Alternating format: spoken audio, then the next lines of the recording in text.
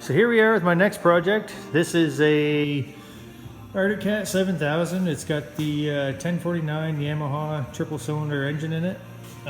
Same as the Nitro, same as the Yamaha Viper.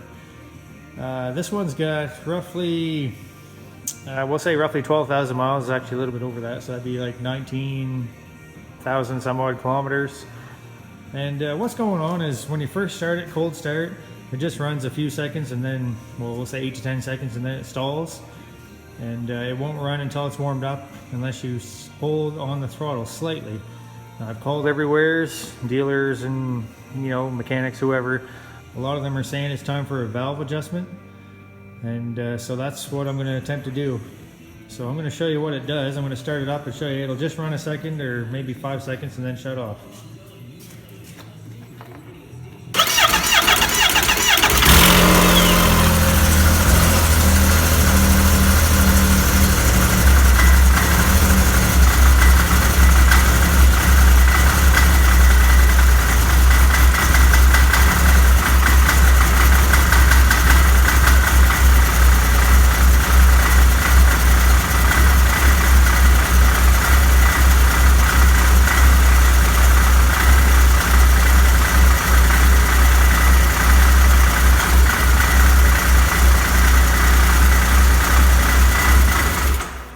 There we go. I was going to say it's going to make a liar to me and not do it.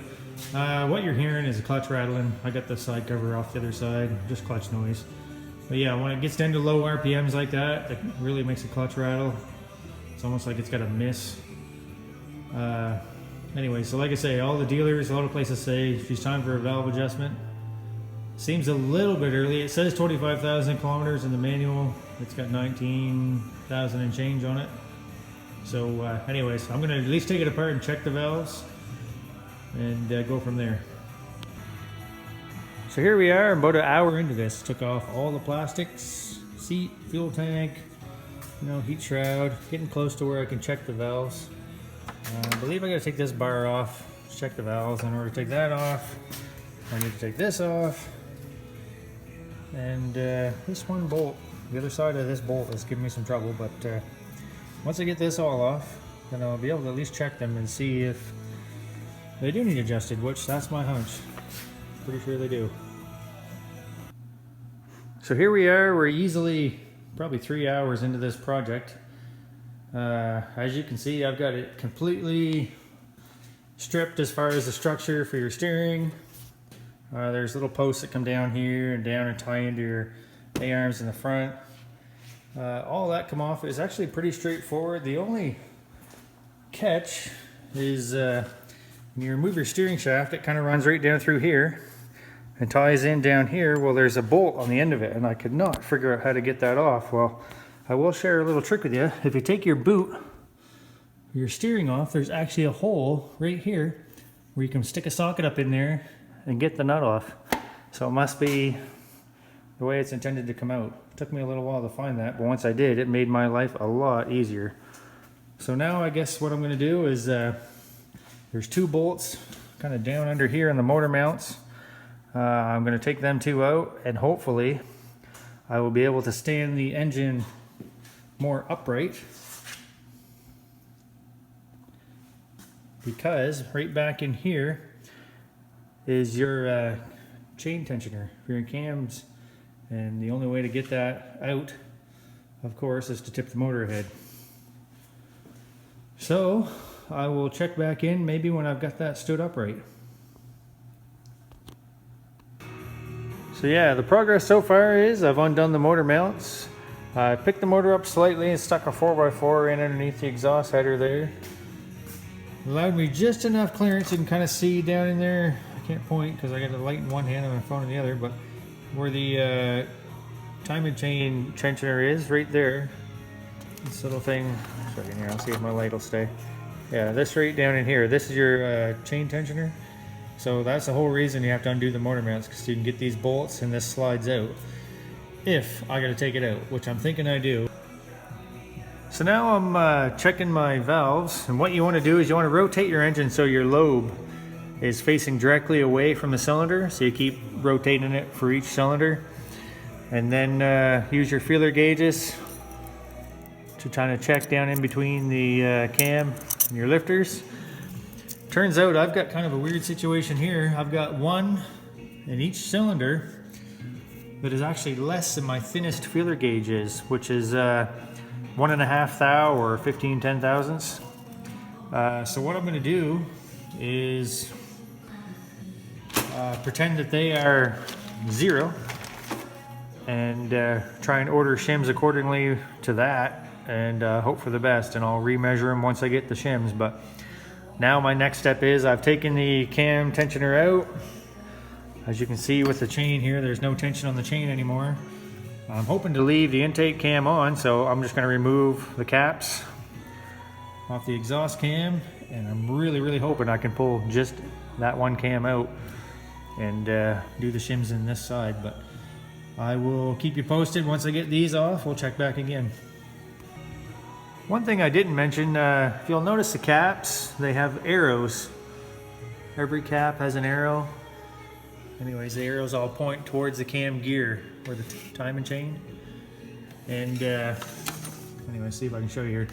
These two caps are actually different. If you kind of take note, well, this cap is thicker than the back one, but also these bolts that will hold your valve cover on are off center on the front ones. So just a little way to tell, but anyways, I'm going to proceed with getting them off. So here we are, I've got the caps off. I'm just ready to remove the cam, but first I'm going to carefully try and take the one cam out and not drop the chain. So what I've done is I've actually zip tied the chain on this cam gear, the intake gear, hoping that it'll stay right there, and I'm hoping when I pull the cam off this I can take up the slack, and I'll also zip tie it to that cam so that it doesn't fall off the crank sprocket. I don't know if that's going to be an issue, but I don't want to find that out the hard way, so I'm going to try and juggle this around as I take the cam out to keep the chain tight, so where I can zip tie it to the other gear just like I done here, and I'll check back in with you again once I get that far. Here we are, cam's out. I did just exactly what I said. I took the slack up in the chain and then also zip tied it to this gear just to keep it from falling down and maybe falling off the crank sprocket. I'll be careful when I put it back together to get it back in there, same thing. So now the objective is to use a magnet and remove these buckets, which will expose your valve stem and the cam, or the shim sits right on top of those stems. So this is where I need to record very carefully which shim come out of which spot, because I've taken measurements earlier, and you know, you got to do some math to get the correct shim so that your adjustment is correct when I put it back together. So this is where I got to take some careful attention to marking everything so I know where it came from. So what I did is I got a bunch of Ziploc baggies. I numbered them 1 through 6, and I recorded my measurements, basically 1 through 6, starting from the clutch side. And I want to make sure that if I take this bucket out in the shim, I want to make sure that this one goes right back in the same spot it came out.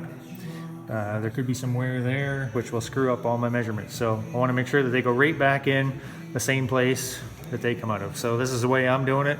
There's probably a better way, but the Ziploc baggies, and I'll keep track of it that way, I guess. So I've used this little magnet to take the buckets out. And there you can see the valve shim inside. This is how small this thing is. So I'm going to put these all in the bag. After, I will carefully measure them. I'll probably actually write the thickness of them right on the bag, but leave them right in there until I get the new ones from the dealer, and get her all sorted out then. So here's where I recorded my measurements. Yeah, 15 10,000ths was the thinnest feeler gauge I had. I have 3 valves, sorry, that were tighter than that. So that's basically what you've got as a window between your what you're allowed for a valve clearance, which, let's see here, I got that wrote down. Your exhaust, yeah, basically that's a 1.5 thou clearance or variance. And so I'm going to pretend that those, well, I'm going to just call this 0 and order my shim accordingly. So what I've got to do now is carefully take my numbered stems with the shims, and I have to carefully, using a set of digital micrometers, measure the shim.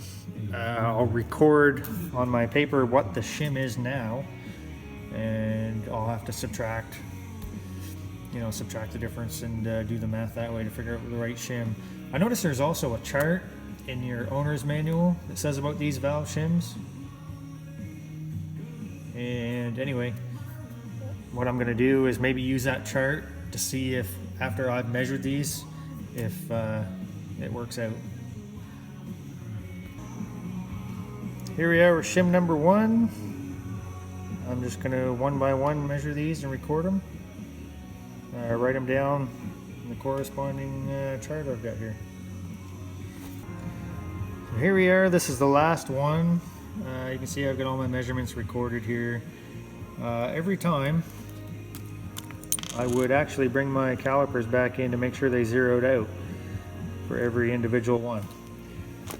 Just doing the best I can to get as accurate a measurement on these little suckers as possible. I've come to find out what they will do if they're out of adjustment, so they were all a little bit different. And I don't know if they've worn different or whether they were different right from the factory. Probably different right from the factory, but anyway, they're definitely going to be different now. So come to find out, these shims actually had, the original shims actually had the measurements of their thickness wrote right on them. It's very faintly wrote on them, but it was wrote on them. I had figured out here which ones I needed off the Arctic Cat Parts website, and order them accordingly, or I was going to order those accordingly. Come to find out, these are $30 a piece, so $180 Canadian plus tax, blah blah blah. And what I decided to do is I checked at a local power sports dealer. These are 7.5 millimeter shims is what they call them.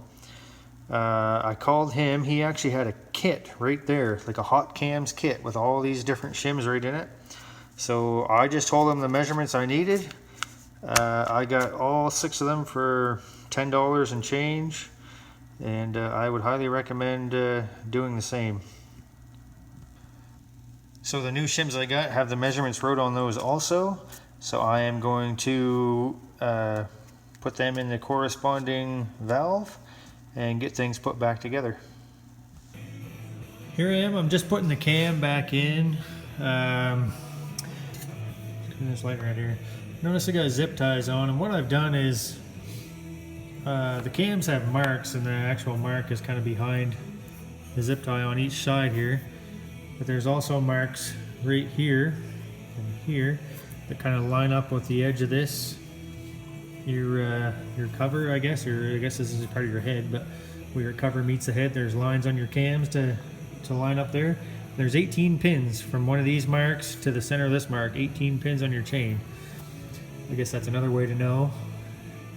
And then once you get it where you want it, I zip tie it, hold it in place, and now I'm going to start putting my caps on. One thing I noticed about the caps, oh, my light just went out. There's an E on the exhaust cap, I on your intake. And again, the arrows point towards the chain. Every cap, the caps for back here, same as this side, they'll have arrows. All the arrows point the same direction. So here we are, a little update. As you can see, the steering is back together. I've got all the braces back in, coils, tank. Starting to put some plastics on. Just getting to the point where I'm going to put the intake back on and keep plugging away. Now on this side here, brace back in, everything's taking shape, coming back together. I'm hoping, in an hour's time or so, I will be able to try it. So I've got the sled back together enough to where we're going to try it. I'm quite keen to see what it does. If you'll remember before, when the valves were out of adjustment, it would just run I don't know, probably 5-6 seconds from a cold start, and then it would stall, and then it would not run without you opening the throttle just a little bit. So we're gonna try her. You're gonna witness this just like I am, first time. We got life, so that's a good thing. We'll see what it does.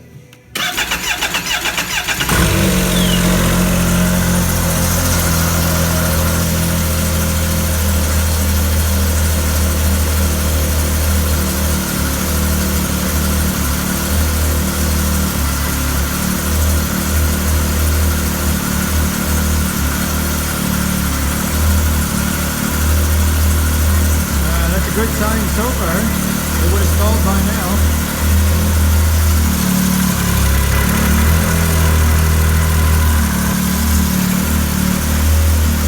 It's idling at 1500 RPM, right where it should be.